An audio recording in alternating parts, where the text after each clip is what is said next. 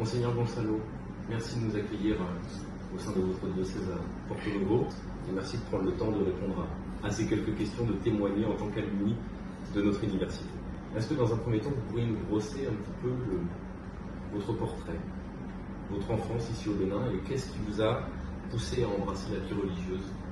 Merci, je vous remercie pour l'opportunité que vous m'offrez de reprendre contact avec l'Université catholique de l'Ouest où j'ai passé quelques années de ma vie. Je suis né à Cotonou et mes parents ont été plutôt travaillés dans le nord à Parakou quand j'avais 5 ans.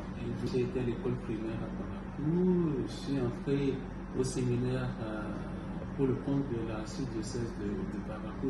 Je suis ici d'une famille chrétienne, catholique, et les parents avaient l'habitude de recevoir des prêtres missionnaires français de la Société des missions africaines de Lyon. Et ils venaient de temps en temps à la maison, et puis ma maman était catéchiste, donc cela était comme un boulevard pour susciter la vocation. Et c'est un peu comme ça que je me suis dit, mais pourquoi ne pas faire comme ces missionnaires-là qui nous fascinaient par leur manière, leur proximité et puis leur ouverture d'esprit. Et c'est comme ça que j'ai demandé à entrer au séminaire. Alors, votre parcours à l'UCO, il est ponctué d'abord d'une maîtrise de lettres modernes en 2001, puis d'un doctorat canonique en 2004. Pourquoi le choix de l'UCO? Alors pourquoi le choix de l'UCO? En fait, comme j'étais à Parakou pour le compte de la diocèse de Parakou, l'évêque de Parakou alors, M. Gaspard Assomba, était un ancien étudiant de l'UCO. Et avec certains évêques qui avaient fait l'UCO aussi, il s'est dit mais pourquoi ne pas continuer la tradition d'envoyer des étudiants à l'UCO en fonction des besoins pastoraux. Avait souhaité que je devienne professeur de lettres pour le compte du petit séminaire de Parakou. J'ai passé les 4 premières années à préparer d'abord la licence puis la maîtrise en 2001. Parallèlement conjointement aux études de lettres, je faisais aussi des études en théologie. Je me suis inscrit en licence canonique en théologie, ce qui m'a permis d'aller jusqu'au DEA en théologie. Et les professeurs à l'époque avaient exigé que je rentre au Bénin d'abord avant de revenir pour une thèse en théologie. Donc je suis rentré en 2001, je suis reparti en 2004 pour la soutenance de thèse en théologie. Donc je travaillais à distance en envoyant les épreuves et au bout de 3 ans, je suis allé pour la soutenance en théologie. En quoi est-il important pour un étudiant africain d'aller étudier à l'international? Et si tel était le cas, quels conseils vous pourriez lui donner en amont de ce départ? Mon expérience personnelle a été enrichissante et j'ai eu l'occasion de rencontrer beaucoup d'autres étudiants africains qui ont étudié à l'UCO, des prêtres et puis des jeunes laïcs aussi. Et ça a été de grands moments d'échange.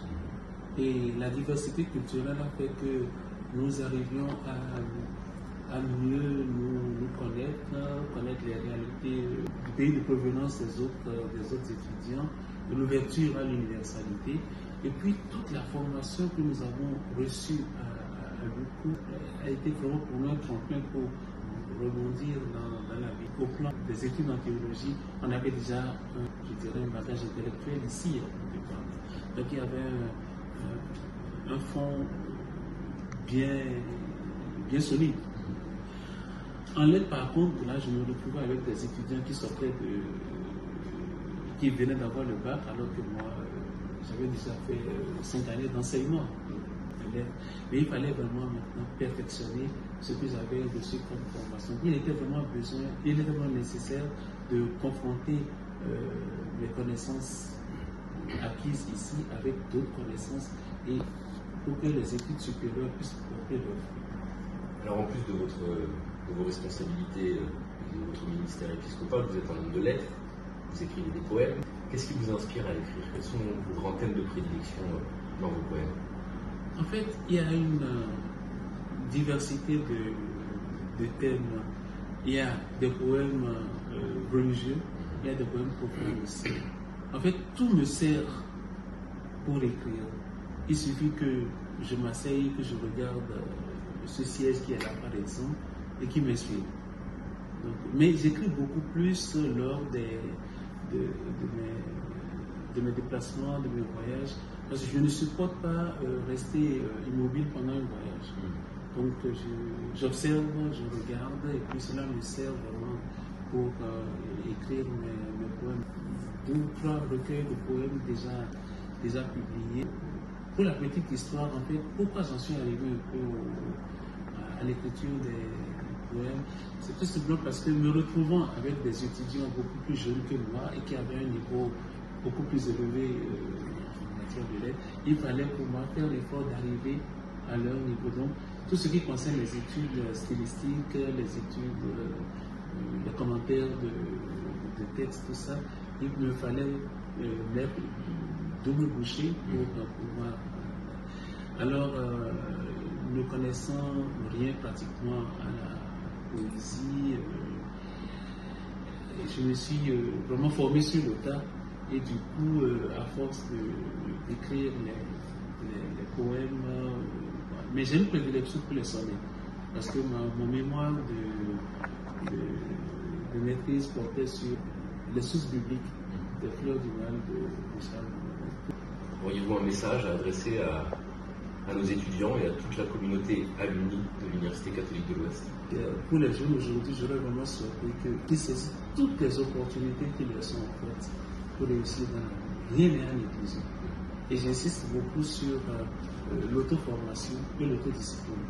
Parce que pour réussir, il faut un minimum de formation, il faut un minimum de discipline, de rigueur que l'on se donne soi-même. Et qui dit rigueur, pour moi, dit réussite. Merci, Monseigneur. Je vous en prie.